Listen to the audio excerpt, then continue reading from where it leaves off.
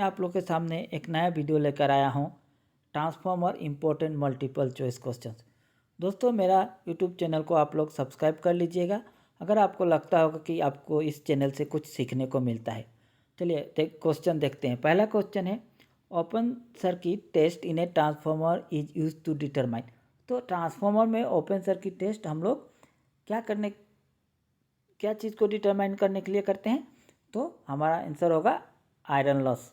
Iron loss को हम लोग कोर लॉस भी बोला जाता है। ओके, ये जो लॉस होता है ट्रांसफॉर्मर में कांस्टेंट होता है। ओके, हमारा नेक्स्ट क्वेश्चन है, in a transformer the resistance between its primary and secondary is. तो हम लोग को पता है कि ट्रांसफॉर्मर में जो प्राइमरी और सेकेंडरी क्या होते हैं, कनेक्टेड नहीं रहते हैं, इसलिए उनका बीच का रेजिस्टेंस क्या हो जाएगा? जबकि कनेक्टेड ही नहीं है तो रेजिस्टेंस कितना हो जाएगा आपका? 0। Answer C is the correct answer. क्योंकि ट्रांसफॉर्मर में जो फ्लक्स लिंकेज होता है, प्राइमरी फ्लक्स जो लिंक होता है किसके साथ? सेकेंडरी के साथ, बाय म्यूचुअल इंडक्शन। ओके, चलिए नेक्स्ट क्वेश्चन है question number 3, the direction of magnetic flux. The direction of magnetic flux in transformer must have. तो क्या होगा इसमें? होना पड़ेगा आपका ऑप्शन बी। क्या होगा? लो रिलैक्टेंस। लो रिलैक्टेंस मीन्स अगर रिलैक्टेंस कम होगा तो मैग्नेटिक फ्लक्स लीकेज क्या होगा?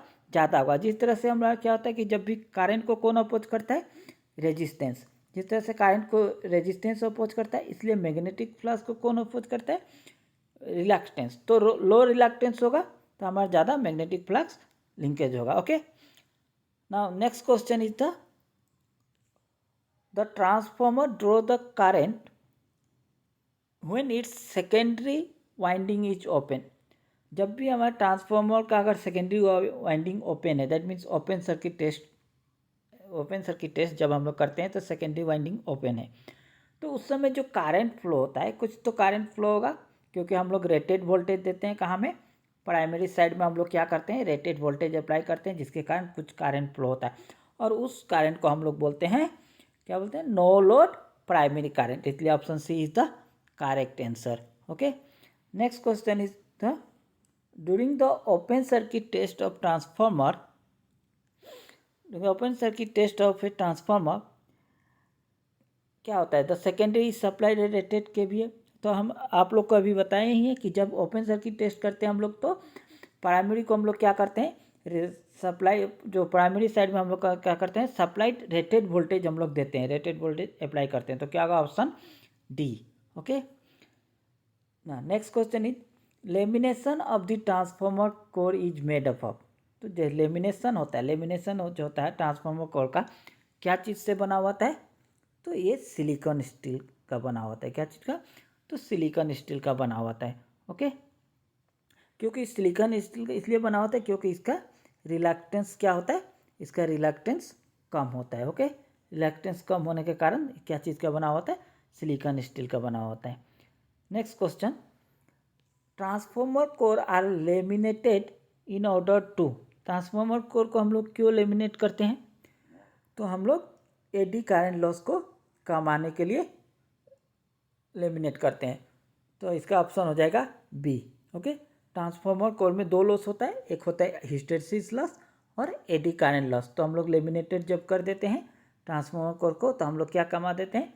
एडी करंट लॉस को हम लोग कमा देते हैं, क्योंकि उसको ट्रांसफॉर्मर में कोई यूज़ नहीं है, क्योंकि एडी करंट फैक्ट्री में यूज़ होता है, जो कि हीटिंग पर्पज़ के लिए। एडी करंट होने से क्या होगा? आपको हीट प्रोड्यूस होता है, तो हम लोग फैक्ट्री पर्पज़ में इसको इस्तेमाल किया जा सकता है, लेकिन यहाँ में हमारे ट्रांसफॉर्मर को इसका इस्तेमाल नहीं है। ठीक है, next question, transformer rating are expressed in terms of. तो जो ट्रांसफॉर्मर हमारे यहाँ होते हैं, जो भी हो, 250, 350, 100 MVA, 50 MVA, तो ट्रांसफॉर्मर का जो भी रेटिंग होता है क्या में रहता है? तो हम लोग देखेंगे KVA में होता है। क्या में होता है? KVA। तो option D is the correct. KVA में क्यों?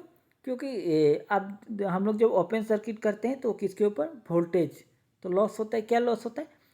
कोर लॉस होता है, जो किसके ऊपर डिपेंड है? V के ऊपर। जब शॉर्ट सर्किट करते हैं तो क्या लॉस होता है? Copper loss. ओके, वो किसके ऊपर है? I के ऊपर। इसलिए I क्या है? I का यूनिट क्या होता है? एम्पियर। और जो आप ओपन सर्किट जो करते हैं वो वोल्टेज के ऊपर डिपेंड करता है। वोल्टेज का यूनिट क्या होता है? वोल्टेज का यूनिट वी होता है, इसलिए क्या हो जाएगा के वी ए। क्या में करते हैं? K V M. The right answer is the K V A. Next question is oil is provided in an oil field transformer for. जो ट्रांसफॉर्मर में ऑयल होता है वो किस लिए दिया जाता है?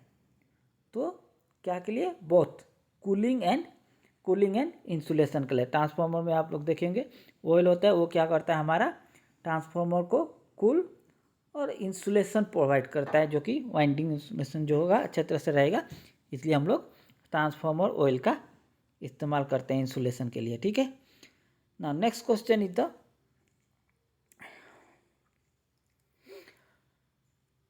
बाकल्स relay. Buchholz relay can be installed on. Buchholz relay हम लोग कहाँ में देखने मिलता है? हम लोग को ट्रांसफार्मर में दिखने मिलता है, कंजर्वर टैंक से जो मेन के पास होता है। ठीक है, जो मेन टैंक से लिंक होता है उसके पाइप के बीचों में रहता है।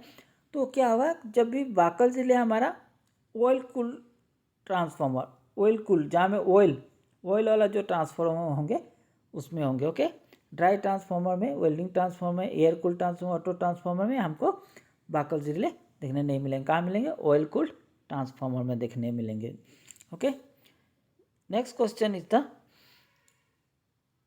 The noise of the transformer primarily due to. Noise जो होता है मेनली हमारे ट्रांसफार्मर में जो नॉइज होते हैं वो होते हैं आपका magnetic restriction in an iron core. Okay, mainly क्या होता है इसके मैग्नेटिक रिस्ट्रिक्शन क्या होता है? जब भी मैग्नेटिक फील्ड के कारण क्या होता है कि हमारा जो कोर होता है वो क्या होता है? कोर जो होता है एक्सपांड होता है और फिर वो अपने पोजीशन में आ जाता है, इसलिए उसकी वजह से क्या होता है, उसी को हम लोग बोलते हैं magnetic restriction in an iron core, जिसके कारण नॉइज एक प्रोड्यूस होता है। ओके, हाँ, जिसको हम लोग हार्मिंग साउंड भी बोलते हैं। Okay, now next question is the if a transformer is connected to a direct current supply what happen। माने हम लोग अगर डीसी सप्लाई देते हैं ट्रांसफार्मर में तो क्या होगा? एक्चुअली हम लोग को पता है कि ट्रांसफार्मर जो है हम लोग उसमें अल्टरनेटिंग सप्लाई देते हैं, लेकिन डीसी करंट देने से क्या होगा? हमारा ट्रांसफार्मर क्या हो जाएगा? डैमेज हो जाएगा। क्यों डैमेज होगा? क्योंकि जो हमारा डीसी का जो फ्रीक्वेंसी होता है 0 होता है, और क्या होगा जब डीसी का करंट हम लोग देंगे तो प्राइमरी जो साइड होगा वो ये शॉर्ट सर्किट की तरह बिहेव करेगा और हमारा क्या होगा? करंट बढ़ जाएगा। ओके, करंट क्या होगा? ज़्यादा हो जाए, ज़्यादा हो जाने की वजह से, करंट ज़्यादा होने की वजह से क्या होगा? आपका प्राइमरी वाइंडिंग डैमेज हो जाएगा। ओके, इसलिए वो ट्रांसफार्मर को डैमेज कर सकता है या बर्न कर सकता है। Okay, now next question is the in the transformer the function of conservator is to. तो ट्रांसफार्मर में कंजर्वेटर का काम क्या है? तो कंजर्वेटर क्या होता है? जब ट्रांसफार्मर के ऊपर में देखेंगे कंजर्वेटर होता है, जिसमें क्या करते हैं हम लोग, इसलिए लगा रहता है protect the transformer from damage when oil expand due to heating. अच्छा, इसका ऑप्शन ए होगा। क्या करता है? ये ट्रांसफार्मर को डैमेज से बचाता है। जब क्या होगा? ऑयल जब हीट होगा, टेम्परेचर जब बढ़ेगा ट्रांसफार्मर के अंदर, तो ऑयल क्या होगा? हीट होगा, हीट के कारण वो क्या होगा? एक्सपांड होगा। इसलिए कंजर्वेटर में हम लोग क्या करते हैं कि कंजर्वेटर जो होता है ट्रांसफार्मर का ऊपर जो होता है उसमें हम लोग फुल्ली ऑयल नहीं भरते हैं। कहाँ तक भरते हैं?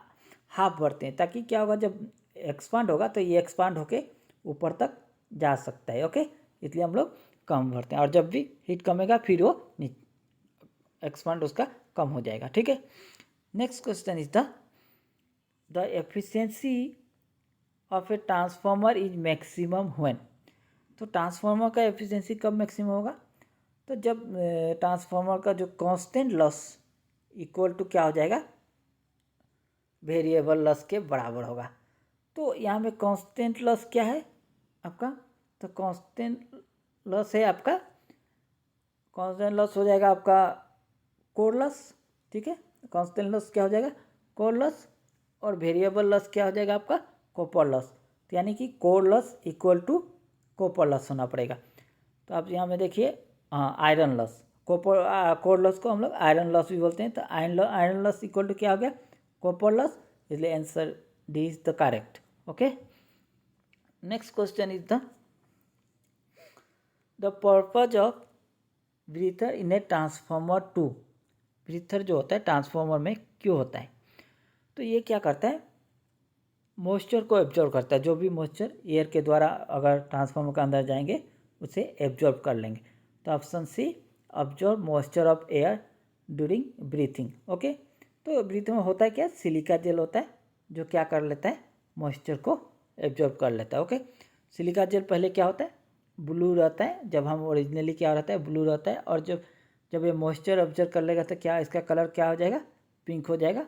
तब हमको पता चल जाएगा कि ये सिलिका जेल ख़राब हो चुका है। फिर हम लोग क्या करेंगे, सिलिका जेल को चेंज करके नया वाला सिलिका जेल लगा देंगे जिसका कलर क्या होगा, ब्लू होगा। ठीक है, next question, the necessary condition of a parallel of the parallel operation of two single phase transformer is that they must have the, तो आप पैरेलल ऑपरेशन में क्या होना पड़ेगा, क्या कंडीशन होना पड़ेगा, तो आपका टर्न रेशियो सही होना पड़ेगा, सही है। बी, पोलरिटी भी ठीक होना पड़ेगा, ठीक है। सी, केवीए रेटिंग सेम नहीं भी से होने से होगा। D, both A and B, तो करेक्ट आंसर इज डी। तो आपका अगर पैरेलल ऑपरेशन करना है तो टर्न रेशियो सेम रहना पड़ेगा, पोलरिटी यानी फोर्स फेस सीक्वेंस सेम रहना पड़ेगा आपका। ओके, तब हम लोग दो ट्रांसफार्मर को पैरेलली ऑपरेट कर सकते हैं। Next question, the friction loss in a transformer, friction loss in a transformer is, तो ट्रांसफार्मर क्या है, ट्रांसफार्मर एक स्टैटिक डिवाइस है, मतलब इसमें कोई भी मूविंग पार्ट्स नहीं है। तो अगर इसमें कोई मूविंग पार्ट्स नहीं है तो फ्रिक्शन लॉस तो होगा ही नहीं, इसलिए क्या होगा कि इसका आंसर होगा सी, 0। Okay, 0%। Next question, the secondary winding of which of the given transformer is always kept close, तो कौन सा एक ऐसा ट्रांसफार्मर है जिसका सेकेंडरी वाइंडिंग हमेशा हम लोग क्लोज रखना है, तो वोल्टेज ट्रांसफार्मर नहीं है, current transformer. Okay, option B is the correct answer, current transformer. क्यों, क्योंकि अगर हम सेकेंडरी इसका क्लोज नहीं रखेंगे, अगर इसका सेकेंडरी वाइंडिंग क्लोज नहीं होगा, करंट ट्रांसफार्मर को हम लोग सीटी भी बोलते हैं, अगर इसका सेकेंडरी वाइंडिंग अगर आप क्लोज नहीं रखेंगे तो क्या होगा, एक high amount of voltage generate होगा, किसके अक्रॉस, सेकेंडरी के अक्रॉस। ओके, वो क्या करेगा, वो वोल्टेज क्या करेगा आपका, बहुत ज़्यादा अमाउंट रहेगा, इसलिए क्या होगा करेगा, इंसुलेशन आपका ब्रेक डाउन कर देगा, इंसुलेशन ख़राब हो सकता है। और जो आदमी का अगर कोई उसी समय में सेकेंडरी को अगर छुएगा भी तो उसको शॉक लगेगा। ओके, तो इसलिए हम लोग सेकेंडरी को ओपन नहीं रख सकते। ऐसा होने से क्या होगा, आपका दोबारा आप सीटी को एक बार अगर करते हैं तो सीटी दोबारा आपका काम नहीं भी कर सकता है। ओके, ख़राब हो सकता है। Okay, next question is the which of the given losses changes with load in the transformer, तो हम बोले थे दो लॉसेस होते हैं ट्रांसफार्मर, एक कांस्टेंट लॉस, एक वेरिएबल लॉस। तो हमारा कांस्टेंट लॉस जो होते हैं वो आयरन लॉस है, और वेरिएबल लॉस कौन सा है, कॉपर लॉस।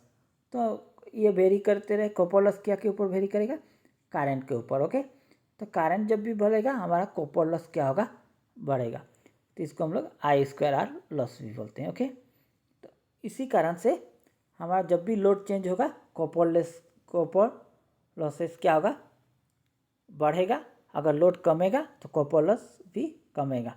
तो 19A। Next question, the core flux in transformer depends mainly on, जो कोर फ्लक्स होता है, कोर में जो फ्लक्स होता है ट्रांसफार्मर का, वो किसके ऊपर डिपेंड करता है, तो एक ए है सप्लाई वोल्टेज, बी है supply voltage and frequency, C है supply voltage frequency and load, D है supply voltage and load but independent of frequency. तो इसका उत्तर आप लोग कमेंट सेक्शन में बताइएगा, ये आप लोग के लिए होमवर्क रहेगा, आप कमेंट में हमें बताइएगा। और इस यूट्यूब चैनल को आप लोग सब्सक्राइब कर लीजिएगा और लाइक भी कर दीजिएगा। आज के लिए इतना ही, थैंक यू, धन्यवाद।